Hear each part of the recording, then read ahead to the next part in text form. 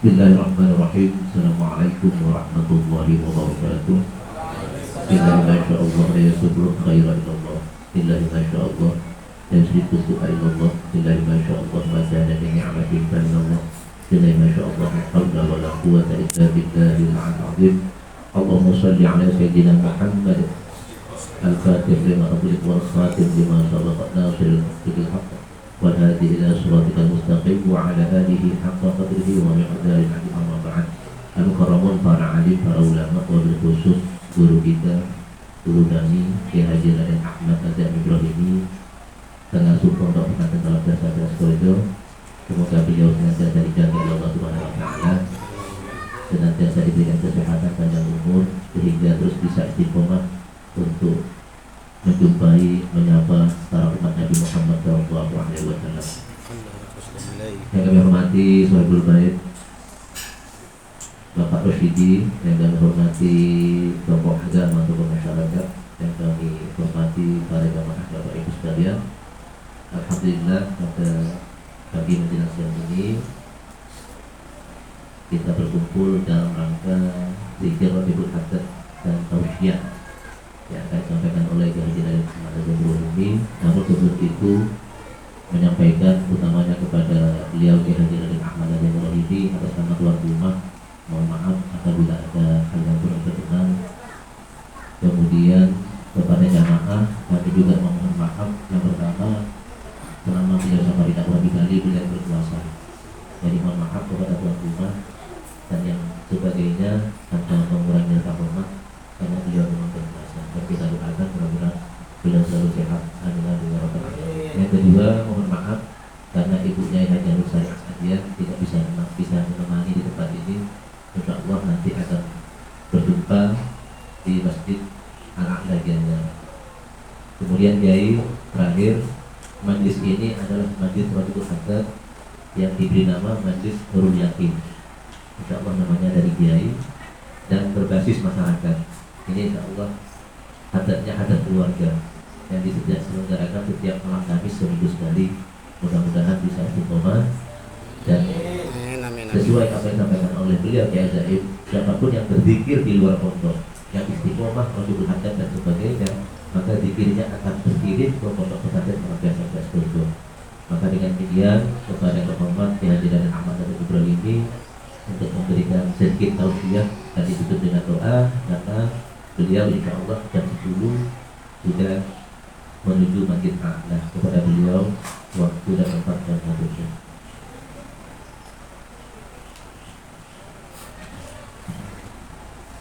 Assalamualaikum warahmatullahi wabarakatuh. Waalaikumsalam warahmatullahi wabarakatuh. Bismillah, hamidan lillahi tabaraka wa ta'ala, wa musalliyan wa musalliman ala rasulillahi sallallahu alaihi wa sallam. Wa ba'du, yang kami muliakan Sohibul Bait Bapak Haji Rosyidi, para tokoh masyarakat, seluruh jamaah Majlis Rabiul Haddad Nurul Yakin, muslimin muslimat seluruhnya yang hadir, hafizahullah jami'an. Semoga senantiasa kita tetap mendapatkan penjagaan yang terbaik dari Allah Subhanahu wa taala.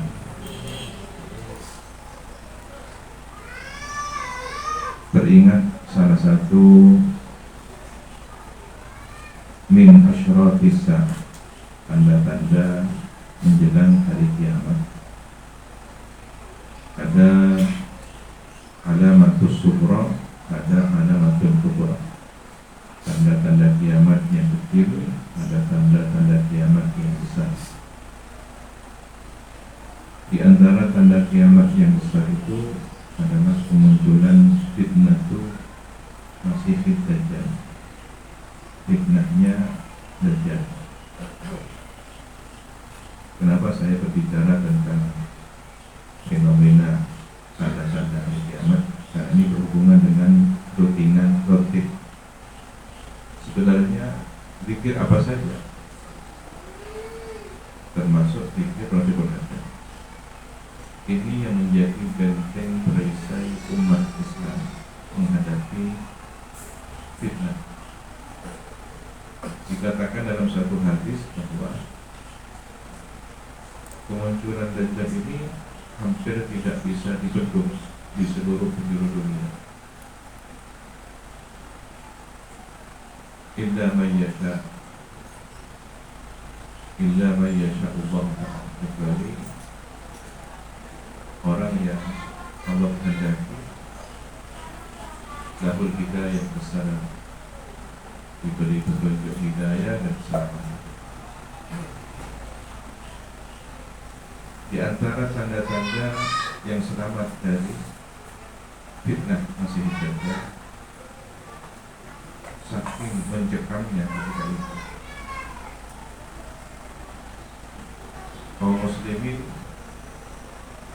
selain yang memang berhimpun di Mekah dan Madinah, karena dua tanah suci itu selamat dari fitnah Masih Dajjal, tidak bisa masuk ke area batas wilayah tanah suci Madinah. Dua wilayah itu dijaga oleh para malaikat sehingga kemampuan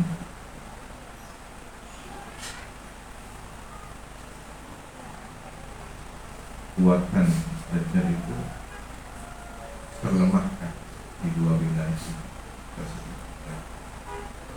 Dan orang-orang mukmin yang berdiam diri di rumah masing-masing, di tempat-tempat ibadah masing-masing, di ribat, semacam perkumpulan zikir, perkumpulan majelis ilmu, pondok pesantren, ribat. Mereka bahkan nyaris tidak bisa beraktivitas sehari-hari, karena keluar rumah saja fitnah Dajjal itu merajalela dengan segala pasukannya dan kekuatan.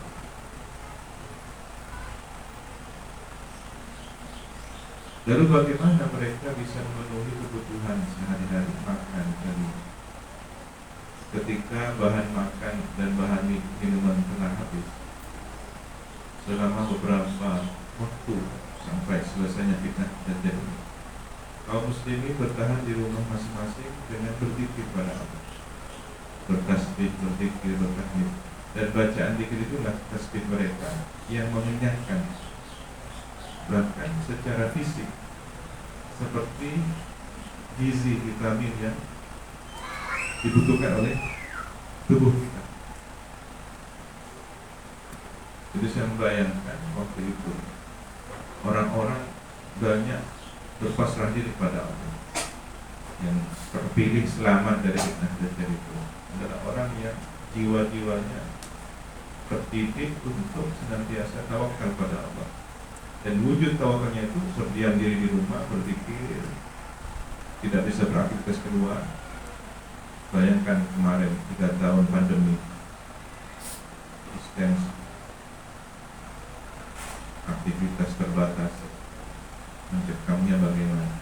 Itu belum fitnah masih baru, mbak corona itu. Nah, bagaimana dengan situasi fitnah yang terbesar itu? Tetapi orang yang berpikir selamat, orang yang ahli berpikir selamat, kebutuhan asupan gizinya terpenuhi dengan oleh karomahnya bacaan zikir. Disinilah banyak terlihat karomah, banyak orang-orang soleh, orang-orang yang dimuliakan oleh Allah karena situasi fitnah itu tampak terlihat. Nah, hari ini memang tidak bisa kita mengatakan Dajjal sudah muncul, tetapi Dajjal itu sudah bermunculan, sini berganti. Secara lugatan, secara bahasa, Dajjal itu adalah penipu ulum, orang yang ucapannya, sikapnya pandai menipu orang lain dengan hipnotis, dengan sihirnya, dengan kekuatan jahatnya. Dia bisa melakukan berbagai aksi. Dajjalnya belum keluar, yang sosok manusia dari bangsa Yahudi dengan sebelah mata kirinya yang picit. Jadi bukan mata satu di tengah itu, dua mata, tapi satu bola matanya terlihat putih seperti bulan. Dan ada tanda-tanda khusus lainnya yang tidak bisa menandinginya kecuali kekuatan seorang nabi. Maka perang akhir zaman itu yang turun tangan selain Imam Mahdi adalah Sayyidina Isa al-Masih.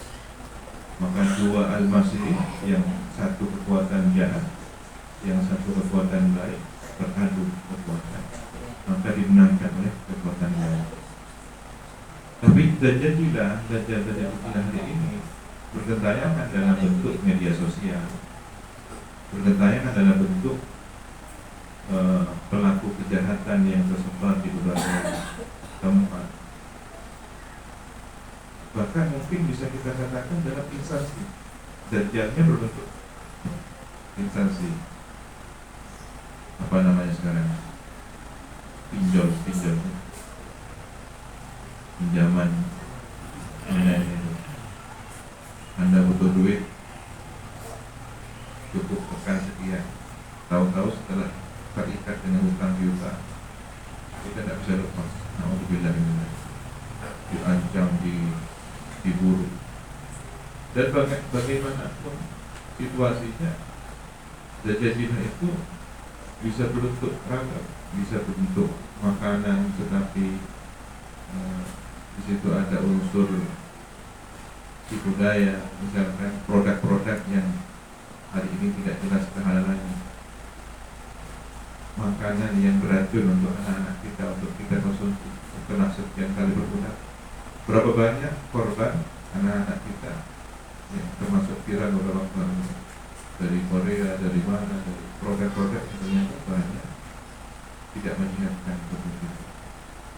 Generasi hari ini jauh sehatnya dibanding generasi sepuh. Walaupun dulu makan ketela, makan sabra, makan makanan yang higienis dari kebun belakang rumah, tetapi barokahnya luar biasa. Hari ini berbagai macam olahan makanan, tapi tidak sehat. Itu dan jadilah gambaran dari Dajjal kecil yang tersebut. Siapa yang selamat? Kalau nanti di akhir zaman yang selamat adalah ahli dzikir, maka yang sekarang selamat itu juga ahli dzikir. Saya berharap ini termasuk salah satu benteng penyelamatan riba yang mengikat diri dengan rutinitas setiap malam Kamis, setiap pekannya atau satu bulan berapa kali. Berarti 4 kali pertemuan. Alhamdulillah dikontrol. Kamis ketemu Kamis, dikontrol oleh Covid.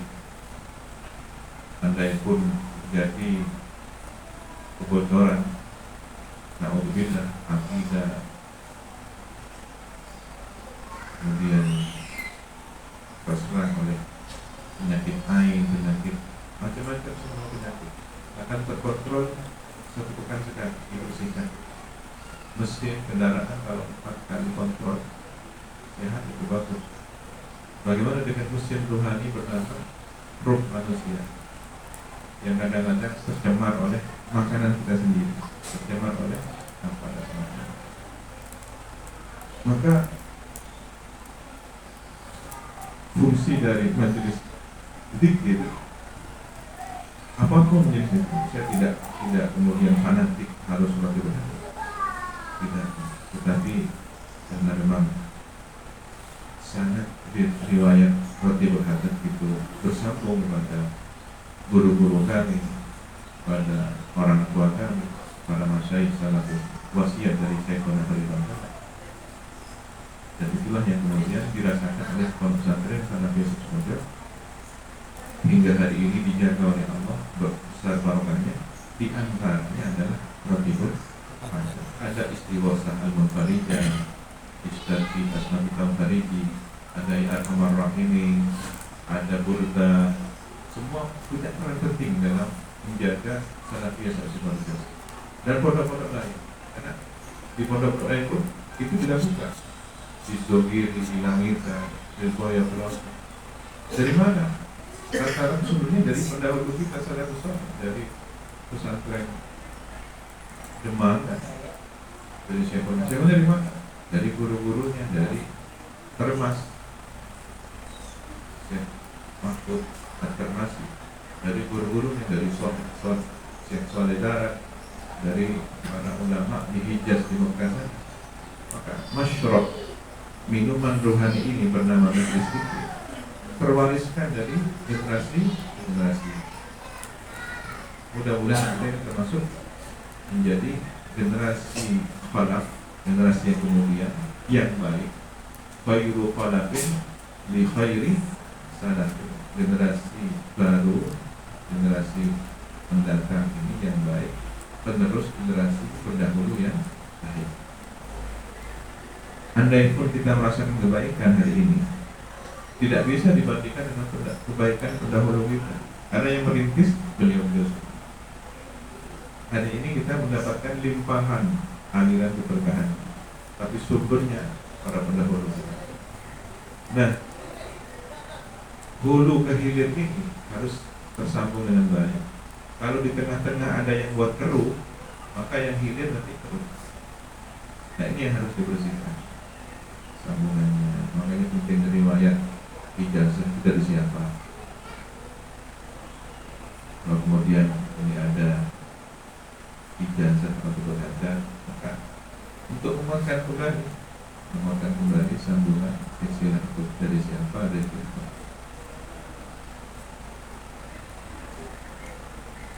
Ada secara lengkap, kalau kita butuh, sehingga andai pun kita ingin tawassul pada siapa guru-gurunya, maka tersambung.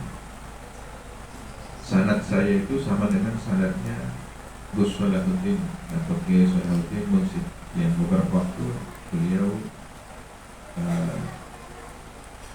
memberikan ijazah itu secara tertulis.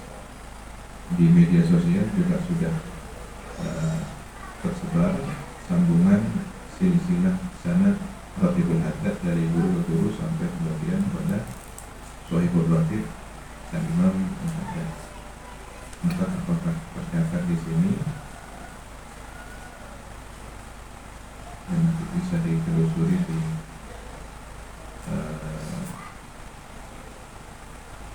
akun yang memuat tentang Gus Salahuddin Mursyid dari Abu Yazid Muhammad Maliki, dari gurunya sampai kemudian ada beberapa generasi sampai Imam Al-Haddad.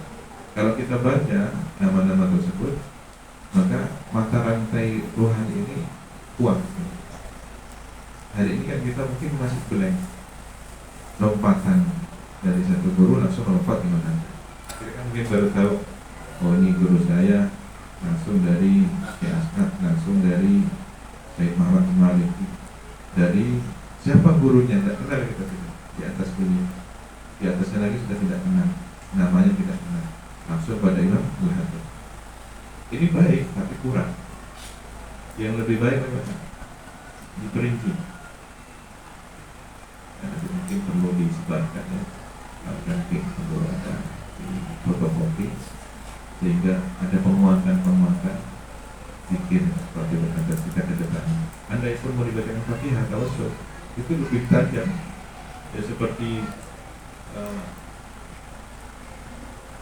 senjata sekep. Kalau diasah terus diasah terus tidak teyeng dan tidak nayeng, semakin tajam.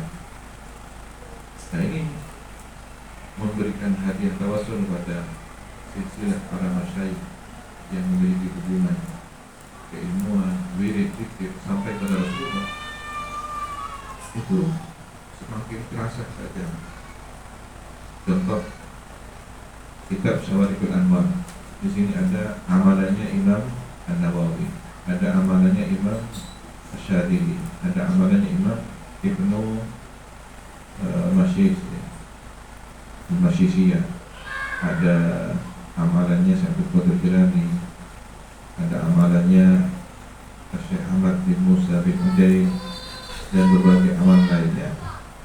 Yang kemudian setiap pagi kami hadiahkan Fatihah kepada beliau, Tartiqul Khawatir dari Rasulullah, Ahlul Bait, keluarga semua, Siti Khadijah, Siti Fatimah, Sayyidina Ali, Sayyidina Hasan, Sayyidina Hussein, durian dari Hasanin, Sayyidina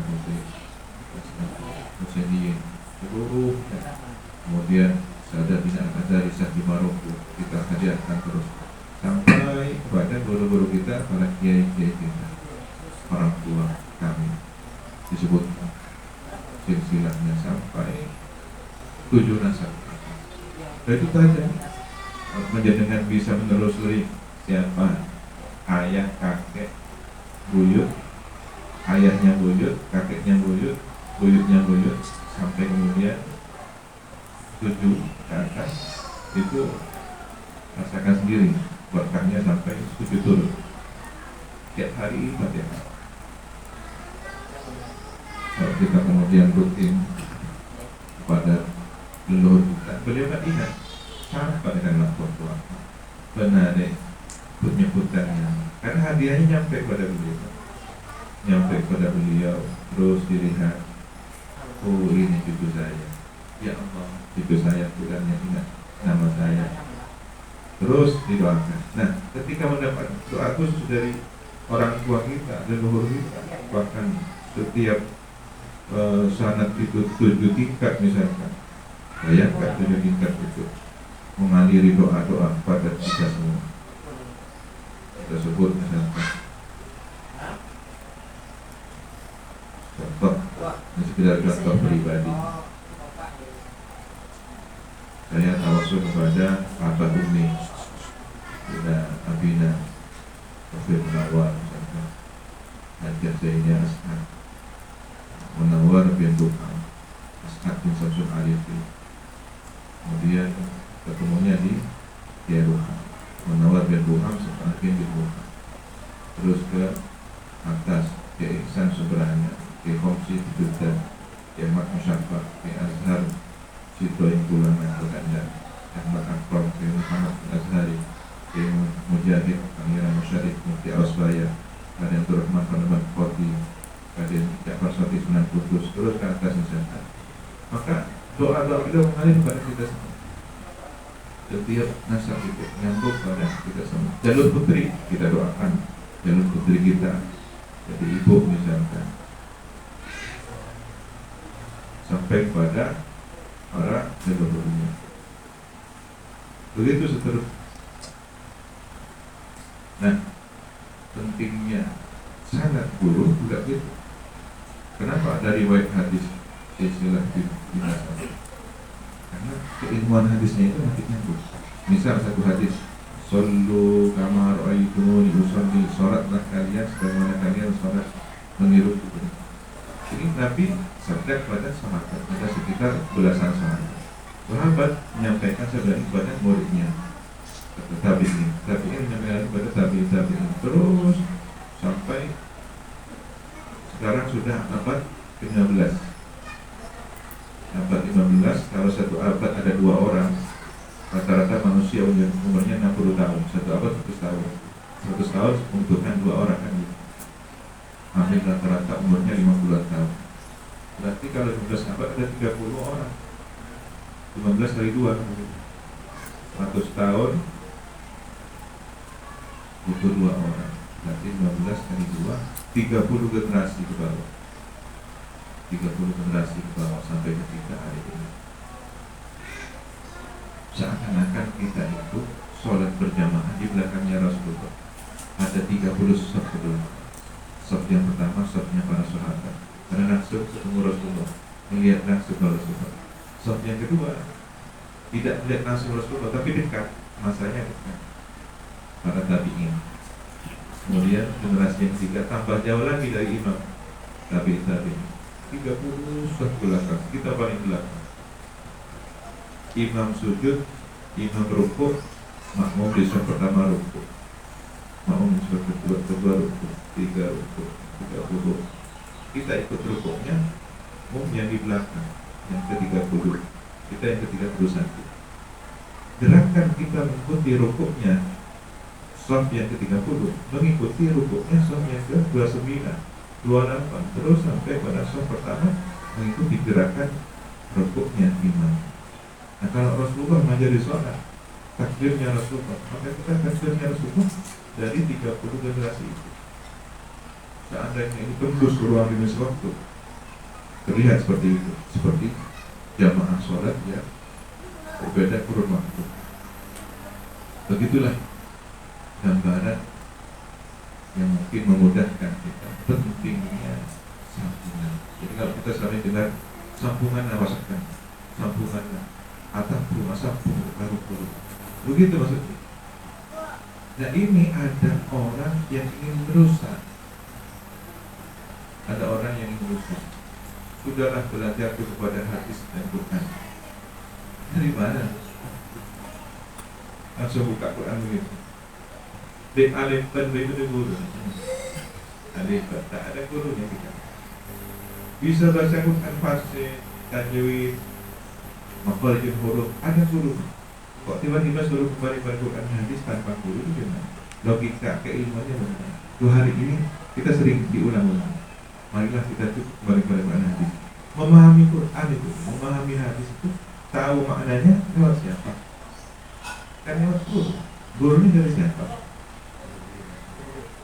Dari Syekhona Gokil radhiyallahu anhu. Itu bahayanya. Apalagi hanya duduk di perpustakaan buka-buka. Buku itu hanya alat, tapi guru itu adalah sosok manusia. Ruhnya dengan ruhnya murid ini yang harus bersambung. Tidak bisa hanya nonton monitor laptop lalu masuk ilmu begitu. Bukan cahayanya ilmu, tapi cahayanya monitor laptop yang masuk ke wajah kita. Maka kalau itu adalah energi dari alat komputer yang merupakan listrik adalah api, ya panas masuk bawaannya pada kita. Tapi kalau mengaji dengar ucapannya guru yang punya sambungan luar masuk ke rohaninya murid, ini cahaya yang tak bisa dibandingkan dengan sinarnya lampu, sinarnya matahari, bukan. Tapi lembut, syai'un latifiyah, syai'un nuraniyun latif. Sifat cahaya lembut yang dirasakan, damai, tenang, penuh dengan keyakinan. Itulah al-anwar. Maka ini disebut dengan syawarikul anwar. Bias percikan cahaya dari kumpulan dikirnya orang-orang soleh.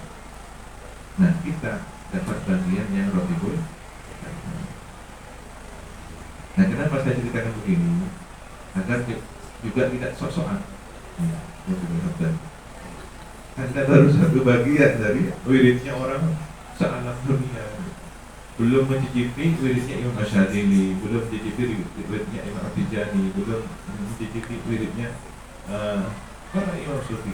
Ya. Maka ada yang wiridnya itu macam-macam, ada yang wiridnya itu sampai berat begini dari Rifaiyah. Itu niru sahabat. Sayyidina Ali pernah bercerita, kalian generasi yang tidak menutupi generasi yang aku lihat. Aku menutupi generasi para sahabat Nabi. Mereka di medan pertempuran seperti singa, di malam hari seperti pasukan perang sujud, bangun sujud sampai telapak kakinya aku semua. Di pagi hari mereka sampai matanya bekas melekan, bekas angin, tepung, ya, tepung.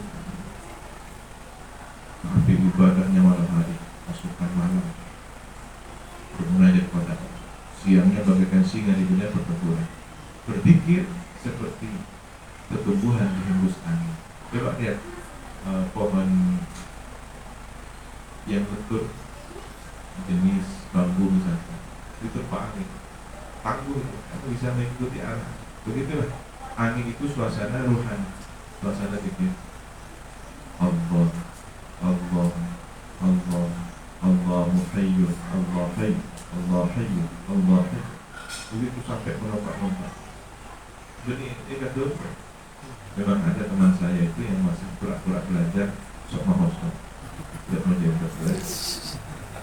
Pernah dicoba sama teman-teman. Coba kalau lagi jatuh dia itu jangan ditolong. Benar ya Allah, jatuh. Lalu malah Dewi itu kan kotor jangan. Mata itu tekuk bila. Tidak menjawab. Kalau dia depok itu tak lagi. Baru terasa setelah dia sadar sakit. Ada. Tapi jadab itu bukan kebanggaan, jadab itu penyakit mulai. Kenapa? Memperlihatkan dirinya, menampakkan justru yang hebat yang dia emang tapi dalamnya sudah larut tenggelam. Itu yang hebat. Nah, saya cerita semacam ini agar kita belajar mencicipi suasana rohani orang-orang saat ini. Kami di Mekah diajak oleh guru-guru kami, oleh Abu Yazid Muhammad. Ini akan datang jamaah mereka dari Turki, akan datang dari Syria, akan datang dari Mesir, akan datang dari Cina. Aneh-aneh itu, yang paling aneh itu sudah dari Turki dan Cina. Ada yang bawa senjata, dia sudah jadi itu ditusuk. Oh, ya dah. Teman senior kami ada yang dicoba, tusuk sungguh aku. Oh, terus tembus, ditarik lagi. Cuma dikasih air liurnya syekhnya itu gitu, sembuh.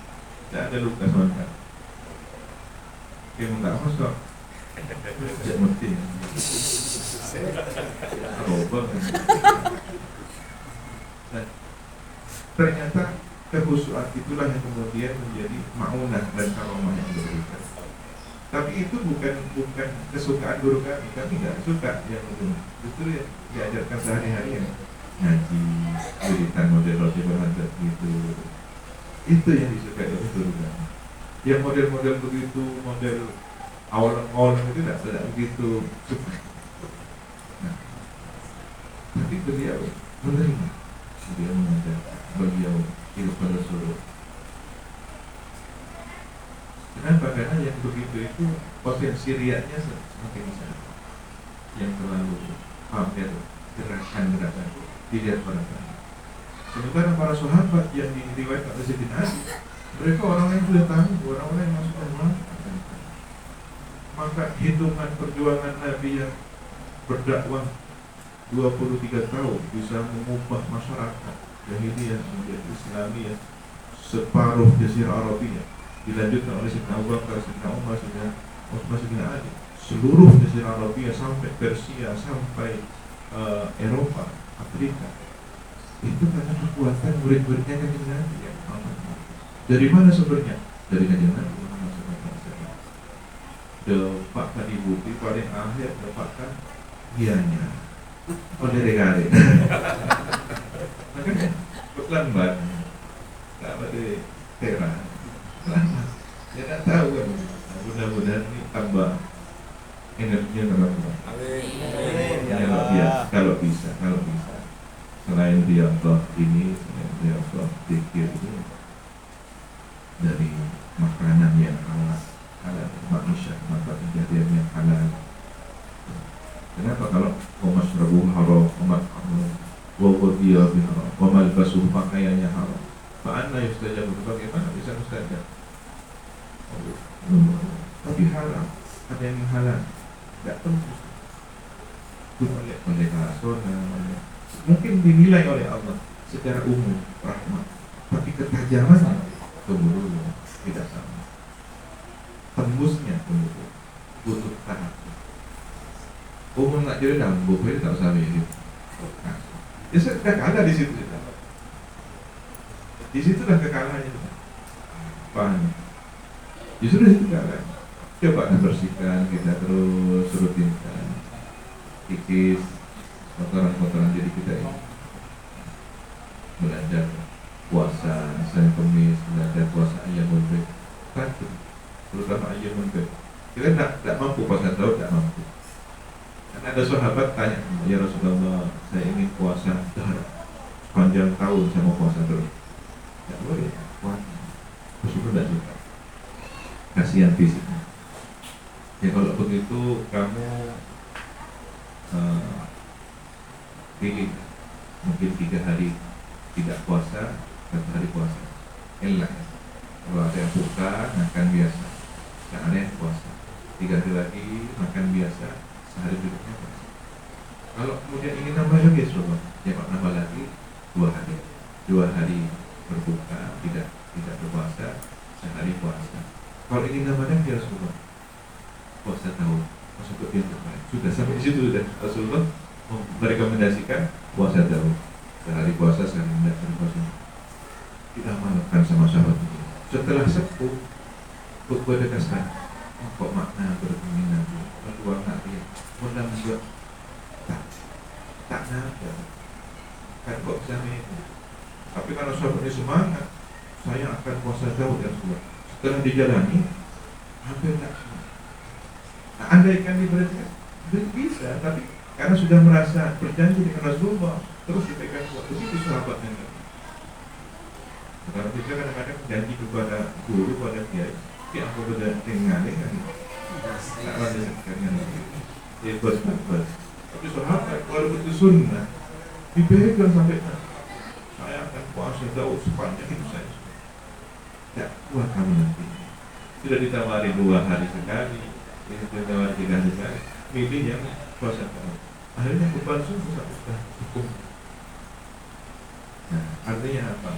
Ada orang yang memang menghibah wajah, unpar waktu apa tak ingin juga. Kenapa? Ya karena dirangkatnya satu, riyadhahnya sangat baik. Dan kita berbicara orang-orang tadi, tapi hari ini ternyata dirangkatnya orang hari ini adalah cukup kita jalani yang wajar-wajar saja. Waktunya wiridan 1 pekan sekali hadir, khotibah cukup sudah. Tapi hindari perkara yang haram, itu sudah. Selamat dari yang haram, makanannya yang haram, pakaian perbuatan, sudah cukup. Anda tidak perlu puasa Daud, Anda tidak perlu sholat sekian rakaat, Anda tidak perlu wiridan berapa ribu kali. Sudah, khotibul haddad 1 pekan sekali. Setelah itu kegiatan seharinya dijalani, tidak maksiat pada Allah. Tapi kalau punya semangat, ingin nambah ibadah yang lain, sholat tahajudnya, sholat duhanya, sholat istikharahnya, sholat hajatnya, sholat tasbihnya, silakan. Toh Nabi memberi pilihan, contoh sholat tasbih. Jika kalian bisa setiap hari, baik. Jika tidak mampu, setiap hari 1 pekan 1 kali setiap Jumat. Tidak mampu juga setiap bulan 1 kali. Tidak mampu juga setiap tahun 1 kali sholat tasbih. Tidak mampu juga seumur hidup 1 kali. Saking pentingnya sholat tasbih. Dan sholat tasbih ini dihadiahkan amanahnya kepada siapa? Hadisnya siapa? Riwayatnya Imam Sayyidina Abbas, paman Nabi. Ya Amr Rasulillah, wahai paman Rasulillah. Beliau Nabi sendiri yang memanggil pamannya dengan panggilan khusus, bukan paman sembarangan. Pamannya Rasulullah. Berarti Rasulullah ingin mengidhafahkan nisbat itu pada sesuatu yang dimuliakan Allah. Ya kalau Rasulullah bukan pamer-pameran, bukan untuk bangga-banggaan, tapi untuk menjelaskan al-haq kebenaran, bahwa ini paman, bukan paman seperti paman yang lain, tapi pamannya Rasulullah, yang ikut berjuang dengan Rasulullah, yang iman pada Rasulullah. Begitu maksudnya. Majadi sinroka atau mana Allah. Artinya apa? Nasab itu bukan hanya sekedar nasab, tapi kalau nasab yang sambungannya kepada perjuangan, pada kebenaran, begitu baru nasab yang bisa diandalkan. Dan andi karena tak bisa buat kan, malah kemudian menjadi beban bagi diri kita sendiri. Nah, yang terakhir bahwa orang berbuat baik pasti ada gangguan. Diganggu oleh nafsu kita sendiri, diganggu oleh setan yang bersikap, diganggu oleh orang di sekitar yang berperan seperti setan. Alladzi yuwaswisu fi sudurin nas minal jinnati wan nas. Bernama pekerjaan, bernama rumah tangga, bernama anak, bernama suami atau istri, bernama teman. Banyak ujian itu. Maka jangan kaitkan ujian-ujian itu dengan sebuah rutinitas ibadah. Boleh jadi semakin meningkat ibadah kita, rutinnya rotibul hajat, lalu diuji mulai ujian. Tadi ya Qur'an menolak rotibul, pas kita bina ujian. Jangan. Ya. Seakan-akan kebaikan itu yang buat apes. Kok mulai rutin ngaji Quran? Aku bertemu musibah menolak. Justru itu kan 24 karatnya akan diuji. Belum selesai, nanti puncaknya berada. Si fulan itu sejak rajin roti, kok begitu ya? Sudah mulai ya. Banyak ujiannya. Justru itu sedang disterilkan, sedang dibersihkan dari berbagai anasir duniawiyah. Semakin berat. Sudah mulai enak nih kan ya. Ambu api tak salah. Nafsu sudah mulai di sini. Masih tak kelar, masih kemudian. Sampai ada yang diuji ekonomi. Datang pada apa saya sudah berani saja ini. Saya kok semakin sulit ekonomi. Anda sedang di puncak karena akan lulus, lalu bilang mau berhenti. Ya sudah berhenti sudah. Senang saya kan. Karena memang di titik terakhir itu kadang-kadang itu sampai di sakaratul maut saya kata Imam Ahmad bin Hanbal itu didatangi oleh iblis menjelang sakaratul maut. Saya setan. Panjenengan selamat dari tidak bisa kami bantu. Langsung dikatakan, lah, enggak. Ternyata bahasa itulah yang ingin mencerakakan Imam Ahmad bin Hanbal. Pujian, saya setan, saya yang ganggu sampai nggak berhasil sampai top memang. Nah itu maksudnya. Ketika di sini ada saya selamat dari setan, itu maksudnya. Langsung dibantah oleh Allah. Lah, yang menyerang saya adalah Allah. Yang menjamin saya adalah saya. Yang tahu saya selamat bukan kamu, bukan omonganmu. Nah, itu terjadi dalam dialog ghaibubah, dalam alam tidak sadarnya beliau. Nah, putranya Abdullah bin Ahmad bin Hanbal mendengar separuh kalimatnya, tidak tahu dialognya beliau dengan setan. Kaget, kan sudah ditalqin. Imam Ahmad bin Hanbal sudah ditalqin. Qul la ilaha illallah, apa sampai ucapkan la ilaha illallah. Nah, Imam Ahmad bin Hanbal itu sedang seperti mengigau, tapi sebenarnya sedang berdebat dengan setan. Enggak. Bingung anaknya, mau ditalqin kok bilang tidak. Setelah sadar, nangis yang namanya anak. Kenapa kamu nangis? Apa ditalqin oleh tadi tidak enggak? Saya tidak bilang kamu enggaknya. Saya bilang ke setan, datang menyerupai sosok setan, mengaku dirinya setan, mengatakan sampeyan selamat dari saya. Top hebat. Kalau bahasanya sekarang kan top ngomong. Justru itu yang menjebak. Hati-hati dengan ujian. Panjenengan terdiri, panjenengan istiqomah, masya Allah. Jangan rajin roti penuh. Hati-hati. Tidak harus dari orang lain, dari nafsunya. Atau kok rajin. Kok rajin.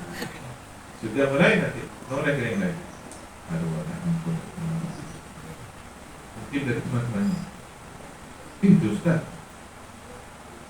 Mendatang dan anggota mulai dirasakan. Bukan begitu. Ditangisi. Silakan. Hadir lagi secara terus. Bukan dilapor. Pokoknya sesuai yang bilang ke alumni yang laporan. Ini tidak hadir kelihatan roti. Bukan begitu dalam laporan. Tak ngisi doakan. Justru kadang-kadang ketika dibuka di depan gurunya, ini menjadi mentah.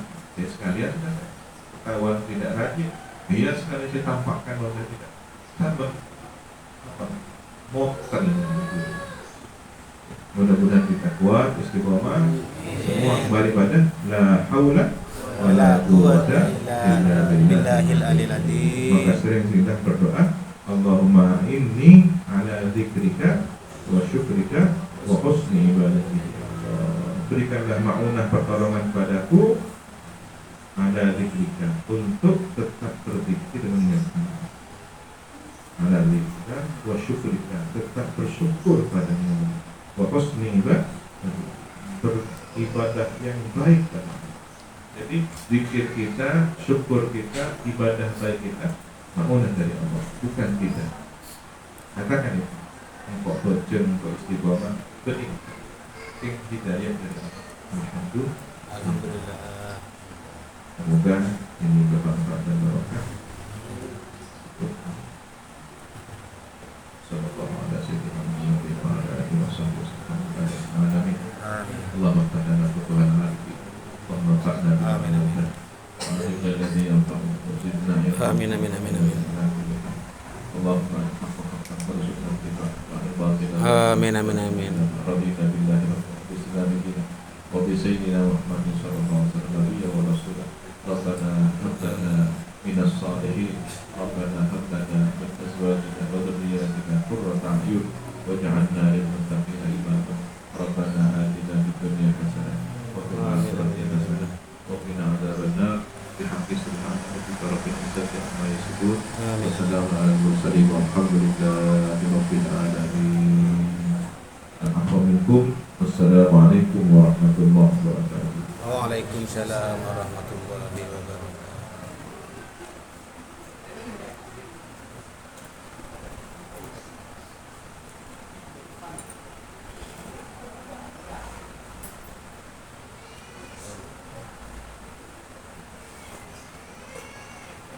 Terima kasih sampaikan. Demikian tadi tausiah dan doa daripada beliau. Mudah-mudahan kita bisa mengamalkan apa yang beliau sampaikan. Terlebih yang mohon maaf. Bila taufiq wal hidayah. Wassalamualaikum warahmatullahi wabarakatuh. Waalaikumsalam. Kita lanjutkan. Mau foto satu kali boleh. Dua aja. Izin dia. Mari, mana tukang fotonya? Pak Tosidi sama istrinya ya.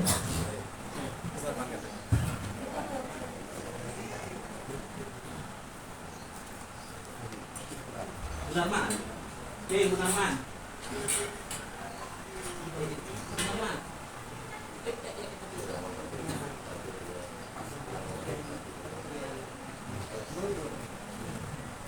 Iya, betul.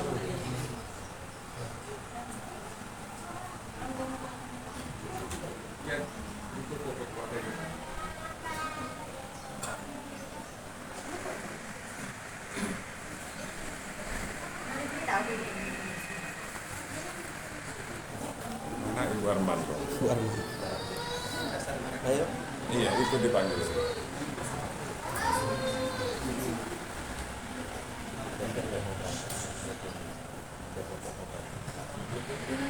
Ping.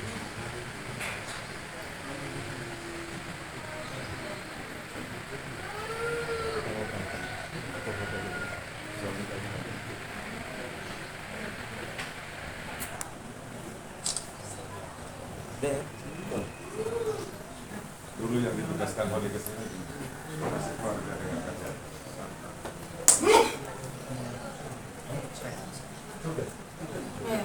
Oh ya ini, oh ya dari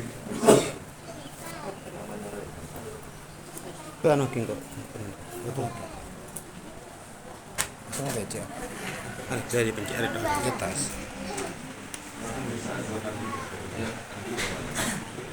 satu aja ya, soalnya acaranya sudah habis.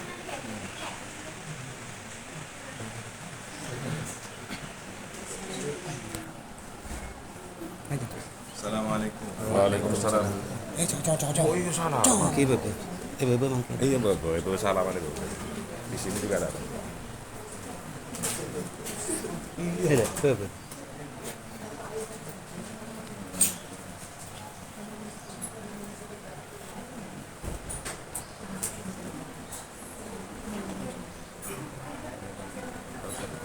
saja nih kalau yang salaman ya.